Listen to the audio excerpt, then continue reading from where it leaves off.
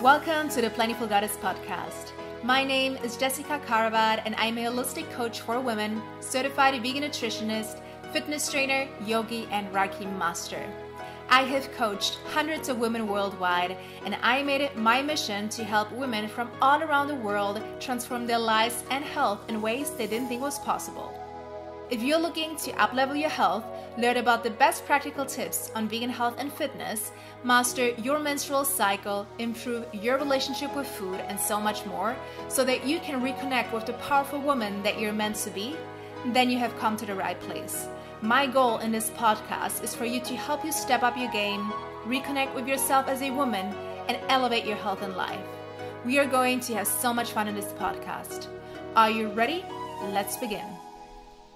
Welcome to the Plentiful Goddess podcast, my plentiful goddess. I'm so excited that you decided to listen to this podcast today, because today we have an amazing episode, which I'm so excited about.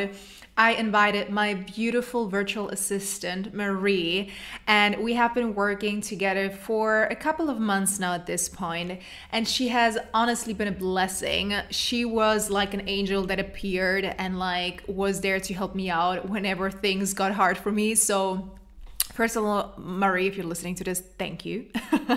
But besides just talking about work, this episode was so amazing to record with her. I really enjoyed having her on this episode just because she is such a powerful, beautiful goddess as well. And I felt so connected with her from the very start, since we connected not a couple of years, I think over a year ago.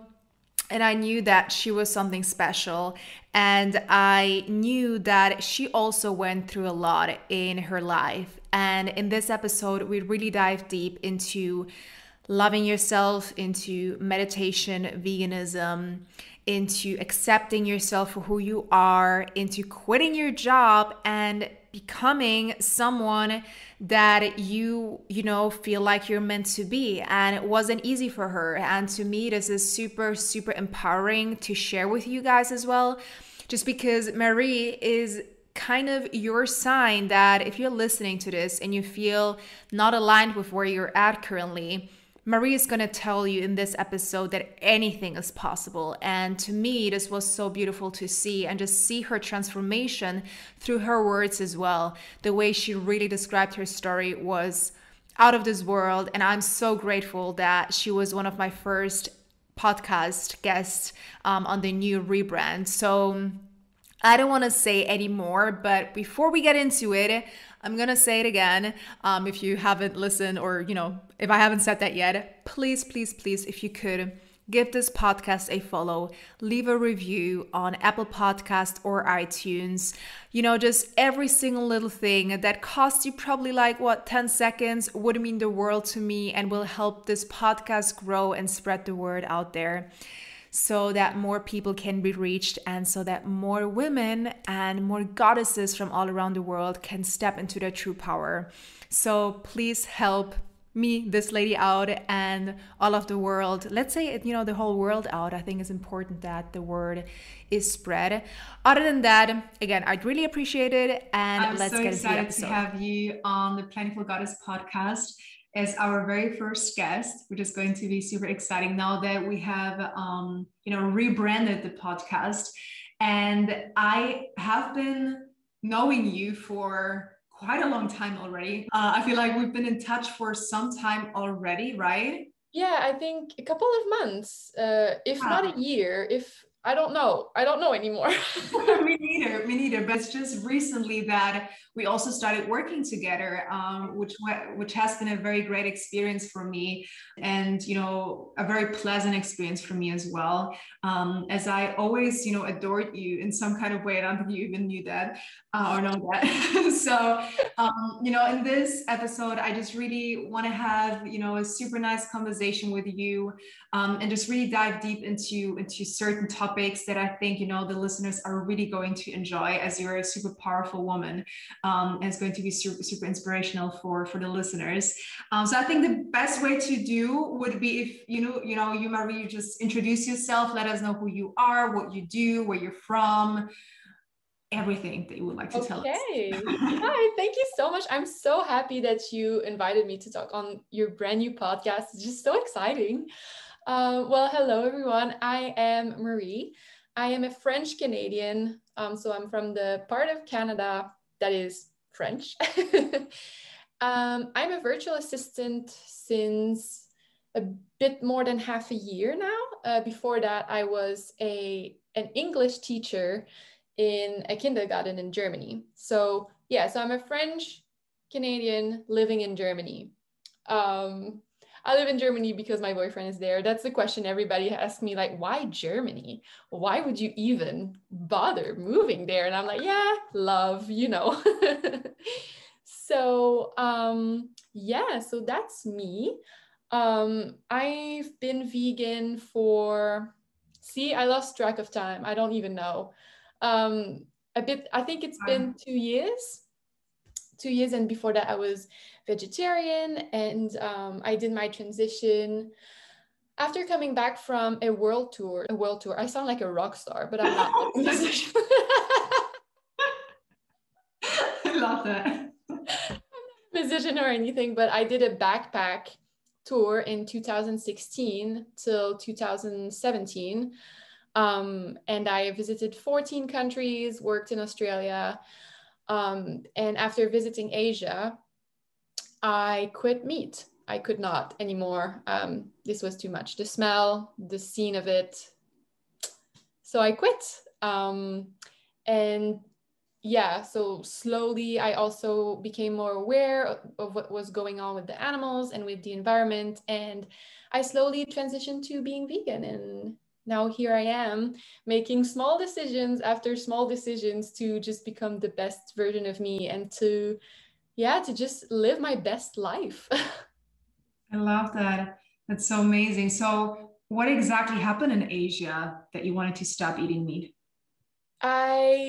I went to markets. It was really just that. It was seeing the entire animal instead of a pretty cut of an animal, right? So what we see in the supermarket here, at least in Canada and in Germany, it's a pretty cut of a part of an animal, as when in a lot of places in Asia, you go to markets and you see the entire animal. So you will see the entire pig, or you will see the entire duck or chicken with the head and everything. And that mixed with the smell, no, that was too much. And I must say, I was very influenced by a lot of travelers that I met, and that they were vegetarian or vegan, and they really changed the view that I had of those people, you know, like that vegans or vegetarian are very like they preach a lot, or they just talk about that, or you know, like what we hear a lot, but it was not at all like that. And they were normal human beings respecting my own choices to still eat meat and things like that. And yeah, talking with them, having conversation, trying their food as well. When they would cook for me, I just saw how possible it was and how easy it could be. So that, and then going to Asia, that was just the moment when I said, nope, that's enough. But I must admit, it was not a smooth transition. I did it very slowly, but I'm glad I did, because I learned so much while transitioning slowly. So I didn't go vegetarian overnight, and I also didn't go vegan overnight. All of that was very smooth, very slowly. But now, see, I've been completely vegan for, yeah, almost 2 years, and no regrets. That's amazing. Have you felt any shifts in like your health or your energy or anything like that? Yeah, absolutely. Absolutely. Um, I felt in the beginning, in the very, very beginning, I didn't know what I was doing. So I felt less energy, because when you're learning, I think there's this transition phase that is kind of normal, that you feel your energy go lower because you think more, you plan more, and you don't know how to eat. So when you don't have the right guidance, it's very hard. But as I learned, as I cooked more for myself, that's when I really started feeling that burst of energy. And I'm a big sleeper, so that will never change. I sleep a lot, but I really felt it as I woke up. You know, like waking up was easier, doing my training was easier, and just doing my day-to-day things, I felt less tired, and that felt really amazing. The biggest thing I think for me was my digestion. I was someone, I'm very anxious. When I was a teenager, I had like general anxiety, and it was very bad. And that I could feel that a lot in my digestive system. I can't speak. And one thing that I would really, really often have is those massive belly aches that I could not make the difference between a belly ache from eating and a belly ache from anxiety. And it's been like 75% of my belly aches have disappeared since I eat vegan. I'm not like, I never feel sick anymore. I don't have like big problem of just like feeling, I don't know how to describe what the feeling was. If you have anxiety, you know how those physical symptoms can show in your body. I could not make the difference. Like when I was sick from what I ate versus when I was sick from my mental health, I could not tell them apart. But that definitely decreased by a lot since changing the way I eat, definitely. Interesting. So when you say that you did have anxiety, which was pretty severe back then, how do you deal with it now? Is it still that bad, or have you found tools that help you with that? Yeah, it's not as bad, never as bad as it used to be. I definitely found tools and tricks and just ways to deal with my anxiety. For example, journaling. Journaling, I did that since the very beginning. Talking with people, sport. Um, I think I know that it's gonna sound bad a little bit, but for me, what happened is that I have less anxiety and it's not as bad. But when I do have it, I experience it way more intense than before. And I think that's because I'm way more connected to my body now. So when you are more aware of what's happening inside of you, it's more difficult to silence it. So when I do live anxiety, I sit with it and I do live it. And it's intense. It's intense for the time that it lasts, and then it passes. So, and it's not something you want to hear, right? It's not something that, oh, how do I deal with my anxiety? I'll sit with it. Just sit with that very unpleasant feeling. It's not something that you like to hear, but this is how, and I mean, it doesn't happen very often anymore. So it has become easier to do it. Mhm. Yeah. What? I think what you said is super important, because the reason why, probably, and that's just what I'm guessing, why you used to have anxiety more often is because you didn't allow yourself to sit with it. Mm-hmm. And that's also something that I tell my clients: with any type of fear that you have, or any type of like negative emotion that comes up, it's, as human beings, we should allow ourselves to feel that emotion and learn how we can let it go by feeling it, right? Mm-hmm. That's why so many things are interconnected, as in like why we tend to emotionally overeat, for example, right? Because we are so scared to feel it. And what you're saying is really important, because everyone can have anxiety. Even like, when I was listening to like an interview from like one of the Kardashians, I don't remember her name anymore, the model girl, the model person, no, I don't know. Anyways, like, with these kind of people, you think like, oh, they have everything perfectly in life, they don't struggle with that. And she was super honest and open, and she was sitting there with a therapist as well. And she was talking about how she struggles with anxiety as well, even though she has all of the expensive tools around her, it's still that she still struggles with it. And I feel like it's so important to normalize that. Would you like, is there anything that you would say that has helped you decrease your anxiety for it not to be that like repetitive anymore? That's a very good question. I think, I meditate, and when I started meditating, it was not to deal with my anxiety, but I definitely see a difference that probably comes from meditating and being able to not spiral down. So that's something that would happen to me a lot, and that is very difficult to explain. When you say you spiral down, is that you have a thought that you're not able to stop. It's a train of thought that will start with one anxious thought, and then it will spiral down and down and down, and that's what can lead to a panic attack or just an anxiety attack that just makes you feel very bad.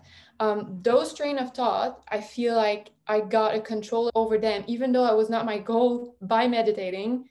That was a side effect of it. That I can catch myself at the very first anxious thought.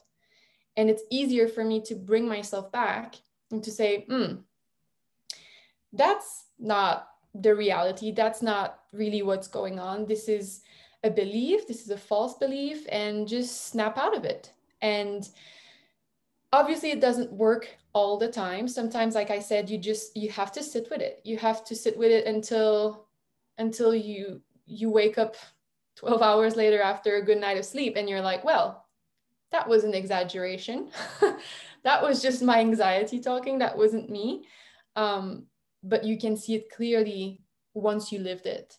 So I don't know what more than that. I don't think, if there's something, it came from a general lifestyle and the places I put myself, or the situation I decided to be in, instead of simply being the victim of my circumstances, I would say. And it's funny, because, and you also traveled, and you also started your own business and all those things. So you know what it is to deal with that kind of stress and that kind of anxiety. But actually, for me, giving myself a challenge, the more challenge I give myself, the more I realize that all of those challenges, I was able to overcome them. I was able to succeed. And in a funny way, this helps a lot. This helps to see what I'm capable of. Oh, look, I'm capable of this. And in the past, I succeeded this, and this. So why right now, what I feel would prevent me from taking action or from succeeding? Do you know what I mean? I love that. I feel like I just have so many things that I want to say right now because you hit the spot. I used to also, before I created my own business, I used to also struggle with anxiety, and back then also panic attacks. Not many, but I remember having them. Mm-hmm. But they were different to what I'm feeling now. Yeah. Since I started my business, and I want to really touch base with you on that because I know you will 100% relate to that.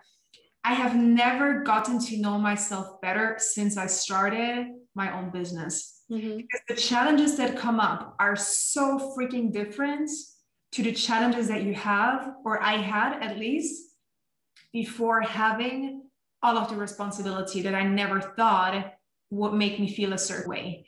Mm-hmm. And because also for me, when I started, it happened also quickly and quicker than I actually thought it would, which is a good part, right? My business grew very quickly. And I didn't expect that, which was good on the one hand, but on the other hand, I hit a point after, I'd say like 6 to 7 months, where my anxiety was so freaking high because I realized, holy shit, I have so much responsibility.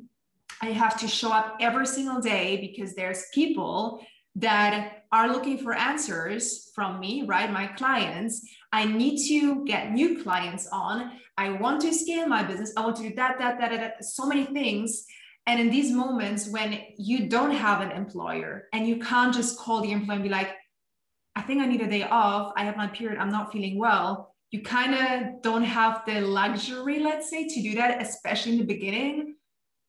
I started seeing that the things that were facing me were completely different to what I thought would come up. And also, I like this allowed me to really dig deep and find traumas that I didn't think, because of certain situations that happened 20 years ago, would affect me today in my business. And that was a huge moment for me. So I would love to hear if that is something that you can relate to, which I'm sure in some kind of extent it is. So yeah, in some and I want to come back to the fact you say like I'm feeling bad and I can't just go to my boss or I can't just call in sick, you know. And I think this is something that from the very beginning, from me, it was like I had to position myself as both my boss and the employee that I have, that I am, you know, to myself. And from the very beginning, I thought, what would my boss do right now? What would my perfect boss do? What would the boss that I love and you know would be loyal to, what would that person do? That person would say, take a day off. And you have to learn that, yes, it might then take you a little bit of more, you know, time to grow your business, but it's not a bad thing, because if you're not there completely healthy to take care of it, there's no one. You're the only one. So if you need a day off, or if you need to take it a bit more slow, do it. You know, that's what I was telling myself from the beginning, or treating myself the way I would want a perfect boss to treat me, with consideration, with respect, with compassion. Those are the things that I want to see in a perfect boss. And this is what I did. And I think for me, this was a way to reduce my stress, is to say, if I was working for someone right now, that person would be compassionate, or I hope they would be compassionate with me. So why would I not be the same to myself? And that was so important for me, to respect that and to never go into guilt after, because it doesn't serve anyone. And me being sick and trying to work for my clients doesn't serve them. So why would I push? You know, so I love it that you said that. But yeah, I do resonate with what you said. It's so true. It's so true. And it can be very challenging, I think, for some people to think the way I just described, you know, to think, right, so today I need a day off and I will take a day off, yeah. you know? And that is again very tied also with programming from the past. It's funny because we actually just talked about that yesterday in my group calls with my clients. We talked about shame and guilt, about taking rest, and it was one of the most beautiful calls we had. It was really, really amazing. And it was crazy because 100% of the ladies in the program said that they deal with guilt whenever they take, sorry, I'm losing my voice here, whenever they take rest, which is crazy. And that always comes down to programming over, you know, the last 20, 27 years, no matter how old you are. And for me, why this was so hard is because, you know, my parents, they came from Poland to Germany and had no money whatsoever. They had to work their butts off to get to where they are. And my mom had to work so hard. You know, she had 2 jobs to, you know, keep us alive, basically. And so I didn't know it otherwise. And resting for me was not okay, because, you know, I would always think of my mom and be like, but she had to work so hard to make her money. Like, I can't just sit here around and rest, because it's also not, you know, not respectful towards her, kind of, right? So I had to really change that belief. and be like, you know, what you said exactly is, if I'm not well, and I saw my mom, you know, there were times where she was getting really sick because she was overworked, completely overworked, and she's still very young, and, you know, her back hurts and so many things hurt because she never stops. And what you were saying, like, it's so true that, especially if you have your own business, like, you are, if you're not well, the business is not going to run. Mm-hmm. And I just sometimes, you know, I catch myself forgetting about it. Like today, right? Like today was, I told you, I was supposed to have like 4 calls in total today. And I was already stressing about it when I was in my bed because I had to, I slept in, which I almost never do because I felt like my body just really needed it. My alarm went off at 6. I turned it off. And 5 minutes later, it was like 8:30, literally 5 minutes later. And I was like, fuck. I was like, oh my God, no. And that was a sign for me, like, okay, my body needs to rest. And then I woke up and I see one message, meeting canceled. Second message, meeting canceled. Third message, meeting canceled. I'm like, what you said, is the universe trying to tell you need to slow down? Yeah. And so that was, I love how it always kind of works out, because this morning I was like, oh fuck, I don't want to do this day. Like, I just really don't have the energy. And here we are, right? I wanted to do it with you because I know it was going to be super chill and easy because I know you. It's not hard for me to do things Mm-hmm. like this, right? But it's harder if you have a call with someone new, if you have to sell something, you use a lot more energy. Whereas this for me is like talking to a friend, and that's why I wanted to do it, and that's why I wasn't stressed about that one in particular. But yeah, so I don't know what I wanted to say right here. I keep talking, but I wanted to ask you how you actually, why did you start your own business? Like, what inspired you to do so?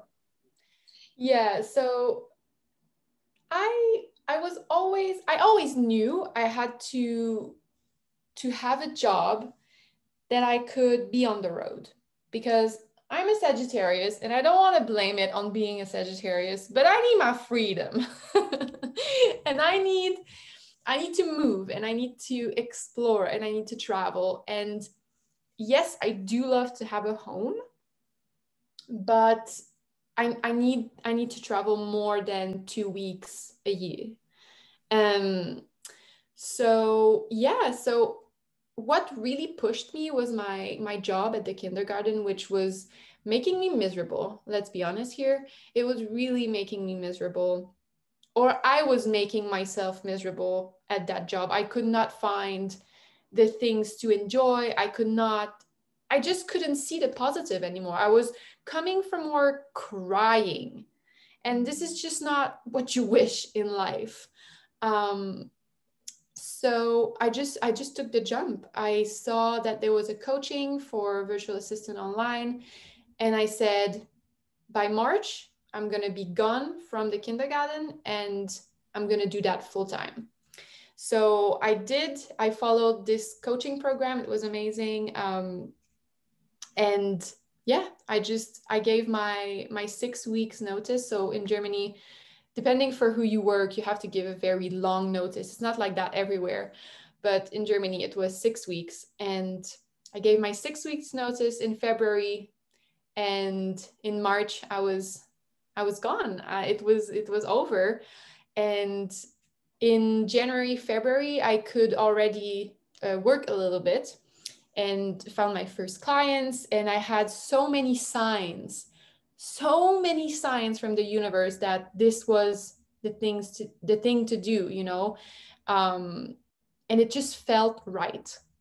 So, and in the beginning, you know, I didn't know that I necessarily wanted to be a virtual assistant, but when I started reflecting on my strength and on the skills that I already have, that just made sense, because I'm a, I'm a planner freak. I love organizing stuff. I love lists. You know, like and I'm creative. I love giving ideas. So all of this, it just made sense in my head. And I thought, let's take this first step and let's see where it takes me, because we don't know where it's going to take me. I decided to specialize in working with vegan businesses because it aligns with my values, and I don't see myself working for companies that have values that are opposite to mine, which is one of the reasons why I quit the kindergarten. Because, I don't know if I want to go into this, but at the kindergarten, they teach one thing and then they apply something, and they don't fit together, those two things. Do you know what I mean? So for example, I was going to the forest with the kids, right? And in the forest, it's very strict. You don't kill the animals, right? You don't step on an animal on purpose. You respect the trees. You respect the home of the animals. And it's like, there's those rules with the kids that don't make sense with the food we give the kids or the books we read to the kids. You take a book on farm animals and all the animals are smiling. And there's never a representation of reality, right? So you tell them one thing, you tell them that violence isn't right, that animals are to be respected, that their house is their home, like, that the forest is their home, and that you should not be destroying their home. You tell them that trees also can bleed or can be hurt, and that you should not be like ripping their branches off, all of those things. But then you serve them salami, chicken, and you don't explain them what's behind it. So for me, it was a big conflict for me to work in that way. And obviously it's not my place to come in a kindergarten like that with that kind of weird mixed match of value and say to the kids, inform the kids, right? It's not my place. So I never did that. But because I could not do that, I was just too conflicted. So I told myself, never again am I going to work for someone that doesn't have the same values as me. I love that. Yeah. I love that. It's great that you have seen that and you have chosen a path. I feel like it's so amazing with the internet now being around that you have free will to do whatever you want. Like choosing to be a V plus all working with vegan companies, it's such a luxury. And you're the living proof that you can change and you can do what you desire to do. Yes, it's going to be scary in the beginning. Yeah.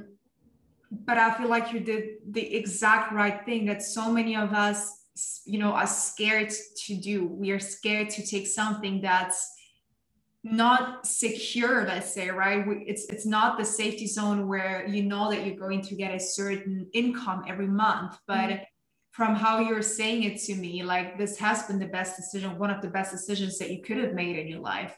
So what were some of the signs that you said you had in January that you were on the right path? Every time that I was on a call or every time I was like doing my task for my training, I would always see 1111, which is my sign saying to me, you're on the right path, continue. I would always see it, and I was like, oh, I saw it again. Or I would see it in books, like 111 in a book. And I would be like, oh, this is so random. How am I seeing this right now? And I remember one day I went on a walk and I was listening to a podcast about manifestation and signs. And I was like, okay, I'm going to pick my sign. And then I thought, my sign's going to be a butterfly. And at the moment I thought butterfly, and I swear I didn't see it before, it came from under my elbow and flew in front of me. And I was like, no way, this is too much. So I thought, it's crazy how strong the brain can be in seeing the signs you want to see when you need them. Because I feel like a lot of people are waiting for something to just like pop in their face. But the truth is that you need to actually be expecting something.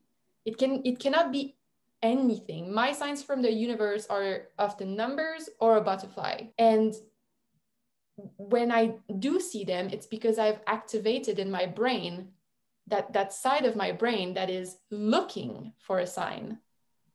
I ask a question and then I'm looking for a sign. Or I see a sign and I interpret it. And it's fine because all of that, it's the power of your mind linked to the universe. So it's very interesting. I'm not a professional in all of that. It just felt so right, you know? Yeah. I love that you say that as well, because I had a very similar experience when I did my Reiki certificate. You also, when you are receiving, everything, I also saw different things, which I never would see. Like, what was one of the things? Was like a grasshopper. Mm-hmm. Why would I see a grasshopper? Like, it was so weird.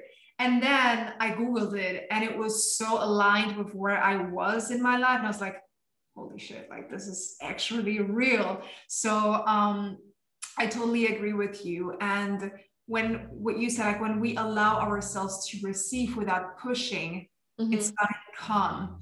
And that's also when you have your own business. I feel like everyone can relate to it so much. It's like you have your goals you want to achieve, and sometimes it can be frustrating not seeing it yet when you want to see it.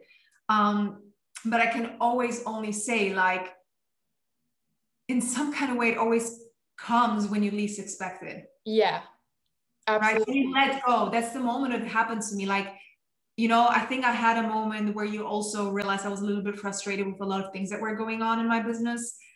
And then I hit a moment where you also, you sent me your favorite like podcast episode and stuff. And then I was like, okay, you know what?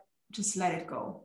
And then things started coming. I was like, what the hell is happening? So it's such a beautiful way of really, like, of just allowing ourselves to receive, like putting it into the universe. Mm-hmm. And what you said, like waiting for either way a sign to come up or for it to just manifest.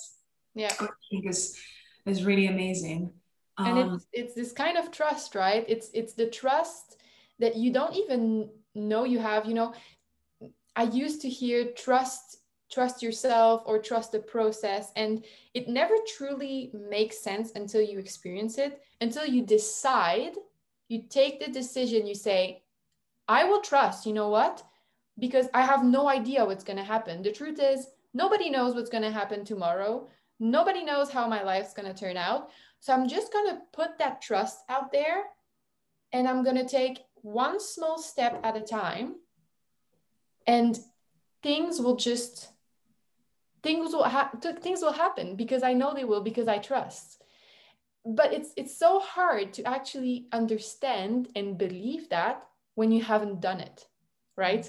It's so hard to be like, oh yeah, I believe you, I trust you, if you haven't experienced it. You just have to do the experiment, right? You just have to try it. Try to trust. Give yourself a month, 2 months, 3 months, and say, in those 3 months, I'm just gonna trust. I'm gonna trust that everything will be fine, and you'll see. But you really have to believe, right? You really have to, I don't know, don't give up. Just hold on to that trust for the whole experiment, and then you'll see, right? Isn't it something that is so hard to just explain? it is hard because I always like to talk about this one story that I share with my clients. Like, I think it was like 4 or 5 years ago at this time, I created this vision board. Mm-hmm. I remember I was in a very miserable point, not a very miserable point, but I was very unhappy, right? It was like after a breakup and then meeting another guy that broke my heart. And I was like feeling super lonely and just going through a lot of things like on an emotional level. And I remember I created this vision board of all of the things that I wanted to achieve or get or, experience. And I completely forgot about that. It used to be my desktop screensaver, right? And then I completely forgot about it.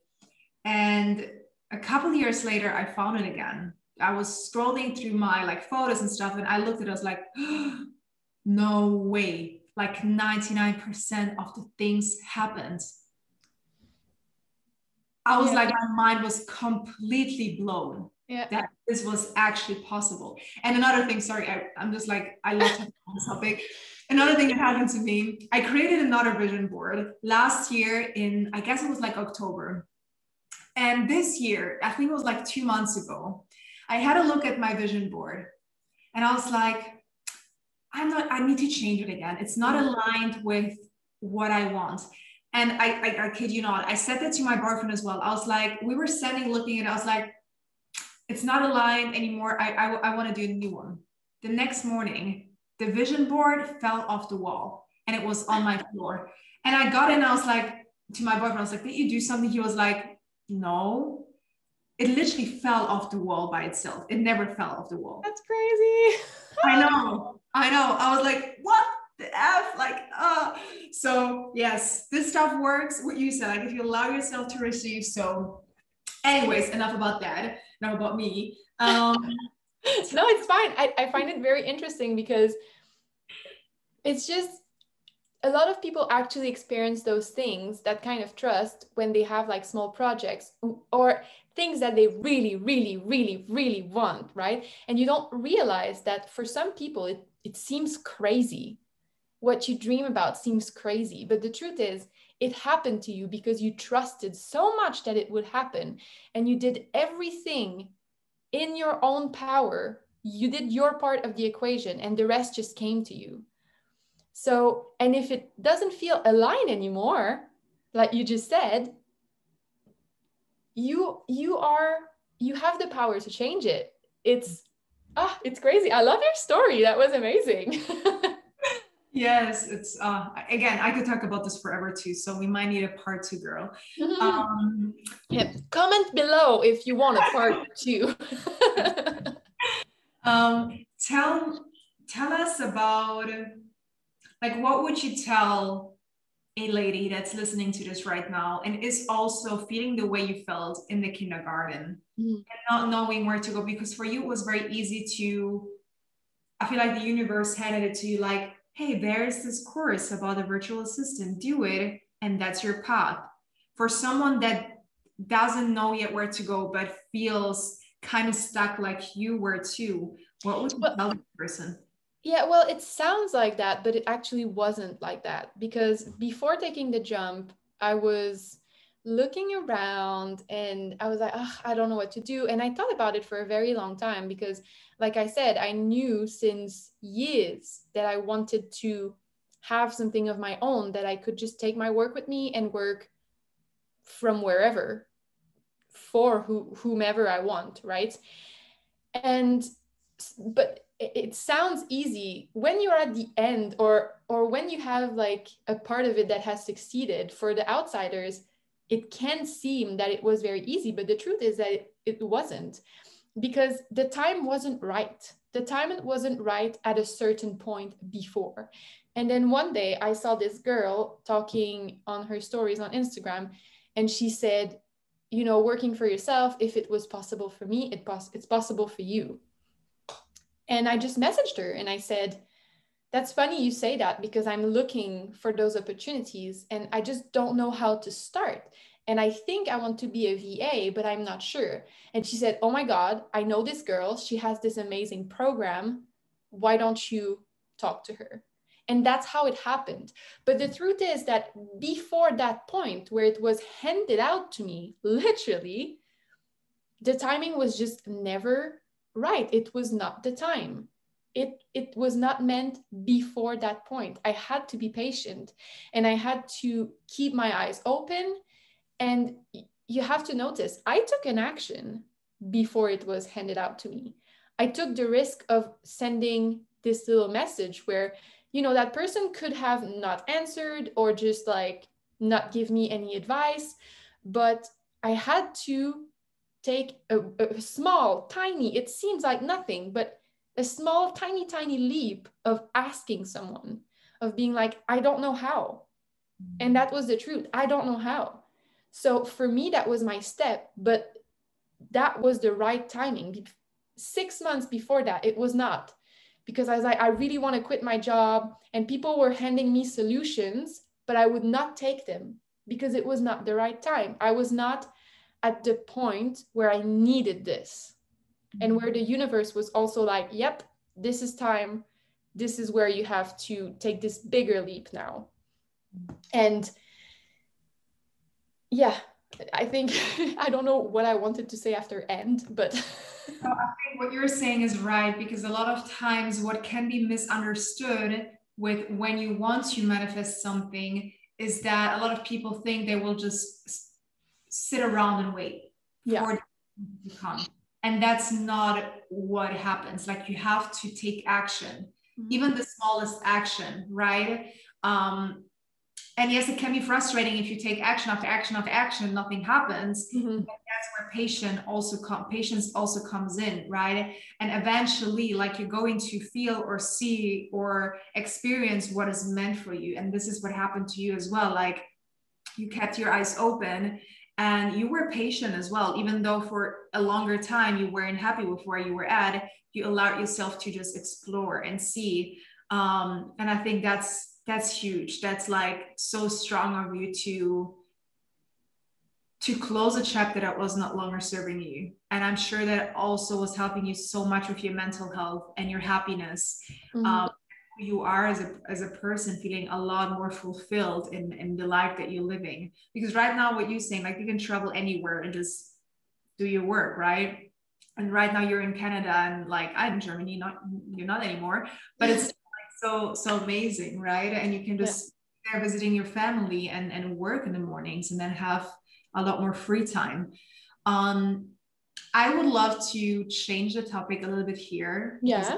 At the time, and I know we never spoke about this, but I'm very curious to know a little bit more about you, how you feel with that. So, as me being a vegan health coach, I work with women that want to lose weight, do struggle with body image, do struggle with health issues, do have distorted eating, or have a hard relation or difficult relationship with food. I kind of wanted to see where you're at, because I don't know where you're at with that, if that has been something that has affected you ever, or how you've dealt with it, or if you still work through this. Oh yeah. For me, it's quite of a long story. I think I can kind of shorten it a little bit. I definitely struggled with body image and just living with me, living with myself, living in my body, living in harmony with myself. And I wouldn't go as far as with food, because I didn't see that part. I was a big like junk food person. Like I was very junk foodie, and for the longest time in my life that didn't really impact me, because I was always very slim, and it was just the way I was built. And I mean, you don't notice that, especially when you're in high school and you eat a lot of junk food, because you're forced to do sport 4 times a week or something like that. I mean, in my school, I was in like a sport, like I had more sports class. So I was forced to do sport 4 times a week. So you don't really, right? Yeah. So you don't really know. They don't teach you. They don't, that's something that I'm mad at this school system for, is that they don't really teach you how to take good care of you. They just force you into sport without explaining why it's actually good for you. And then you go out of school and you stop doing sport because you're not forced to anymore. And your body changes, right? And that's what happened to me. And I was in a pretty toxic relationship at the time. And I don't want to talk about it, but let's just say that it didn't end well. And after it ended, I had a lot of body image issues, a lot. And I don't know. I was in college. It's not called college. It's not like college like in the United States. It's like a middle in between school, before after high school and before we have here in Quebec.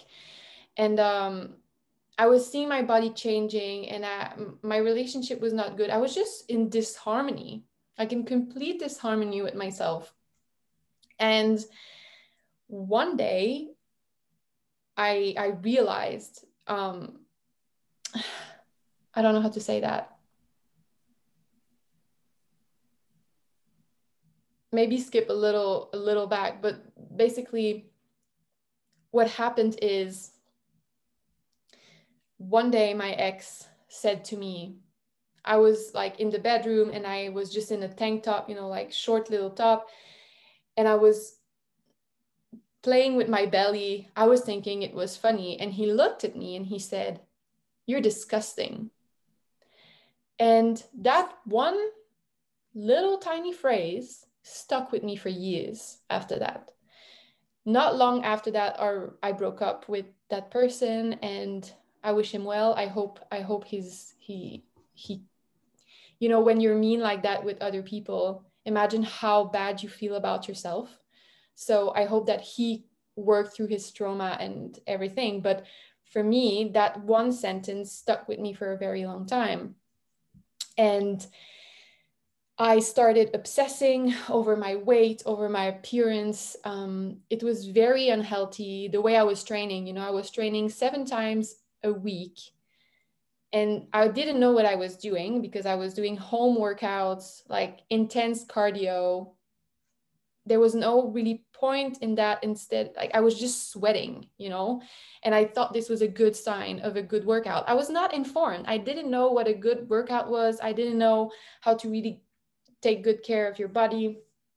Anyway, fast forward a couple of months, years, I started seeing something beautiful about me when I learned to see my body not as an image, but as a vessel. Like my body is so much more than what you see. Because and this is what I preach like all the time. Like if you listen to another like talk I had with someone, this is what I say all the time. I feel like I repeat myself so much, but my body, I can jump with my body, I can hug, I can kiss, I can eat. Oh my God, how amazing is that? Like I can do all of those things, and all of those things have nothing to do with the way I look. And this is so much more fabulous and amazing and just brain blowing than just the way that I look. So it's not about my weight. Even if tomorrow I gain 10 pounds, I will still be able to hug, kiss, jump, walk. There's so many things that I will still be able to do, even if something exterior on my body happens. And now I say that with a lot of passion, but in the beginning, it was work. In the beginning, it was, okay, what do I enjoy about my body today that has nothing to do with my appearance? Oh, today I had waffles and they tasted amazing. And the only reason why I was able to taste is because I have a body that allows me to taste, right? So, but in the beginning, that was not easy. That was not it was not an automation. I don't know how to say that, but it didn't come easily to me. I had to really think about it. But now that when I think about it, this is the only thing I can think of. Wow, if I want right now, I can drop on the floor and do yoga. And this is my body allowing me to do that. And that started a change that came from within. And after that, everything that was outside that I felt like I wanted to change a little bit, it just followed. It followed because I appreciated my body for what it does for me instead of how it looks. And I just thought that was so important. That's very, very beautiful. I'm sorry to hear that this happened to you. I can only relate to that. I had a very similar experience happen to me as well. So I know how painful it can be and how hard it is to then change your Oh, thoughts yeah. and your beliefs, right? Mm-hmm. Did you do it on your own or did you have someone that helped you with it? I did it on my own, and that's why it took me like 10 years. Or maybe not 10 years, but like 6, 7, 8 years to get to the point where I am now, because in the beginning it was so hard to I was obsessed with working out, and we talked about guilt earlier. I was deep in guilt when I was not working out, and this was not helping me in any way. And I know that I lost weight, in that period. Was it healthy? No, it wasn't. Did I gain back that weight? Yeah, I did. I did, because my mentality, my mindset, and the way I was perceiving myself didn't change. So of course I gained back the weight. And of course I was still miserable, even though I lost for a little while all the weight. But luckily enough for me, there's Instagram, and you can choose what you consume on Instagram, and you can choose to follow people that truly inspire you, and choose to follow some messages and not listen to what doesn't resonate with you, right? So I remember following Emily Sky, and she's a bodybuilder. Well, she was a bodybuilder, Australian, and her message, I was just like binging on her message all the time. So no, I didn't have any um, any trainer or any coaches. In a way, if it was to do again, I wish I'd had done it.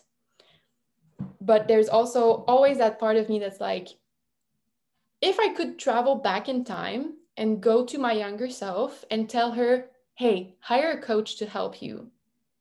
That person was so hurt, and the timing was so wrong. I don't know if I would listen to myself, and I was very stubborn as well. So that doesn't help. I wish I could say, yes, I would listen to myself and do it, so that it would make everything so much easier. And I would have a support that I didn't have back then. But I don't know, because, we're all different. And I was so stubborn. If you're listening and you're very stubborn and you're like, she's right, I'm not going to listen to her, journal about it. Journal about why is it that you don't want to take a step towards health with help, I would say.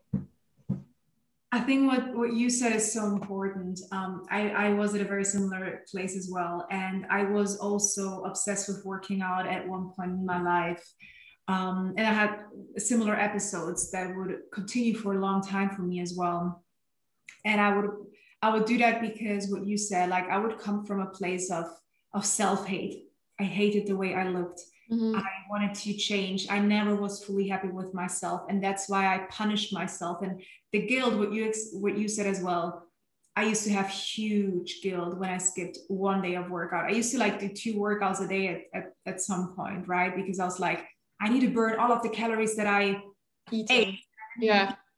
Because it was that bad for me. And that's also the concept that I'm helping my clients reframe of like, it's okay if you are not 100% happy with where you at. But what you said, like, come from a place of self-love, because when you come from a place of self-love and you already love yourself for what you're capable of doing, what you said, everything else will follow. And you want to nourish your body and you want to move your body, but in a healthy way, in a not obsessive way, right? That's why I also always talk so much about the menstrual cycle, because it also impacts us so much as women that we are not even aware of, that our mood swings and all of these things and our energy, it's all impacted by that. And when you really learn to understand your body and understand what's actually going on, there's even more love that you have for yourself, because then you realize like, hey, my body can do even more amazing things, and I know how to work with my body. And so that's why, like, I don't know if that message, because I didn't get that, if that message from the Australian bodybuilder was good or bad, but that's the reason why, like, sometimes I have to say Instagram still can be very toxic also for me, because sometimes things pop up that I feel like they don't make me feel great. Mm-hmm. and it can become very toxic if you don't know how to manage social media the right way, right? I don't know how, is it still for you that way, or do you like complete? Because I know you work with people as well that sometimes you might see things that trigger you. I don't know how that is for you. Like, Yeah, I mean, the Emily Sky was very positive, and she also really inspired me to stop comparing myself to others. That was one of her biggest message, you know, you're not your neighbor, you don't have the same body, you don't have the same life, you don't have nothing about that other person is like you. So why would you compare yourself? And why would you fix yourself a goal to be that person? You know, like a few years ago that was a big thing, you know, like couple goals or, you know, like body goals. I don't know if that's still going on because I unfollowed all of those things. um but this is toxic. Why do you want to be that person? You can't. I'm sorry to tell you, but you cannot. You are not that person, so you cannot be that person. Strive or try to be you at your best. And you at your best is so different than her at her best. And they're not, one is not worse or better, because it's both of you at your best. So it's amazing. You will look very different, and you might feel even a little bit different, but it's both of you at your best. So why are you thriving? Why are you trying to be that other person at their best? You can't get there because you're not that person, you know? And having that just like repeated over and over and over and over again, at some point you're like, you know what? She's right.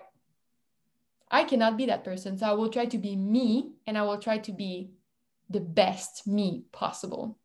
And that was just amazing. But sorry, that was not answering your questions, um, but no, I don't struggle with that, because like I said, even if I work in a virtual place, I choose the people I work with, or at least, yeah, no, actually, you know what? I choose the people I work with. If their message doesn't resonate with me, it's a no, because I don't want to expose myself to something toxic, or um, or be a part of that, you know, help promote this kind of toxic things. So even on my own private Instagram or my blog, I don't follow anyone that makes me feel bad, because it's not about them. It's about me. It's about how I feel and how I want to feel. So I follow people that make me feel good and that inspire me. It doesn't mean that I'm trying to be them. It just means that their messages resonates with me, and that they're inspiring me to pursue my best life. So that's how I do it. I really just unfollowed all the people that I was like, nope, you know what? You're not inspiring me. You're making me feel weird a little bit. So no, why would I push that? Why would I just force myself into being exposed in those things? You have the choice. You always have the choice. yeah, that took me a long way as well, to be honest, a long way, because I feel like it used to be worse when Instagram was new. Mm-hmm. Um, and I remember there was this one model, Alexis Ren, maybe you know her. She's No. like a huge Instagram model. And back then, I used to look at her, and she's amazing. She's beautiful. But I know that a lot of girls felt the same way as I did. You know, we as women, or girls, you know, super young girls, I remember looking at her, and I always wanted to look like her. I wanted to have her thin waist and her, you know, beautiful body and like all of that. And it kind of triggered that thought in me. I forgot about that, how literally obsessed I used to be with her and other Instagram models. I would spend hours looking at their photos, spend hours like I would even put their bodies on like my Mm-hmm. phone to like pursue that goal of looking like them. Mm-hmm. And you know what? I still don't look like them. Many years of trying. I mean, I'm not trying anymore, of course, but what you said, like I know I will never look like them. And I look the best that I can for myself. And And that's just so like, I feel like it's changing again. I feel like people are starting to realize that this is not how it's supposed to be. And again, there's nothing wrong with wanting to improve yourself. Not No. at all. And I now see the people as an inspiration. As like, okay, she's looking beautiful. And I no longer have this. I used to be like super jealous as well and have this like, oh, why does she look like that? I will never look like this. Or have like the super like, I would be super jealous and stuff. I don't have that anymore. And it took me what you said as well. It took me so many years to overcome that and don't look at it from this perspective anymore. And I feel like when you're at this place, whatever you do to become a better you, like it's gonna come from a place of self-love and wanting to improve yourself and not wanting to constantly strive to be someone else. This is becoming very long, but again, 4 hours. So let's try to close this up, Marie. I would love to ask you. Yeah. Okay, let me think. I need to cut that because I wanted to have like a cool question at the end, and now I can't think of it. You just edit. It's fine. If there were three things, and I think you kind of already touched on that. If there were three things that you could tell your past 18-year-old self that you have learned about life and yourself now, what would these three things be? Yeah, I think that the first thing I would start off with saying to my younger self or the 18, 19-year-old me, life is not what you think it is. And in the same first advice, just like stop pushing people away. Like life is not what you think it is. People are not what you think they are. Stop assuming, stop pushing people away because of that. Because like I said, very stubborn person. And then I would say trust that everything will be fine. Everything will turn out even more amazing than all your wildest dreams. Just trust every single twist and turns and trust your instinct always. And I think I would tell her to not be afraid of pain. And I know like this sounds like it's not really connected with all we talked about, but I was very afraid of pain.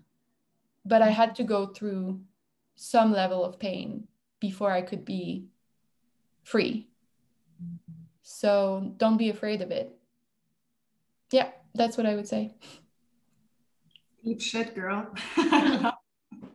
No, I love the last one as well because I never really thought about it until you said that pain is like a normal part of life and it will always teach you something and make you stronger. Pain sucks, but what you said, like you will always come out the other way, like a much stronger way. Like you're gonna always become a stronger version of yourself. There is no way. So that's very beautiful. So last, what are your future plans? Like where are you seeing yourself going next? Oh, that's such a great, complicated question. I think I never knew. Fun fact, when I was like 15, I thought that I would die at 21. I don't know why. I was sure. I was like, I will die very young for some obscure reason. And I couldn't see my life past 21, you know? And I think in a way it's still a little bit like that. I don't know what my plans are.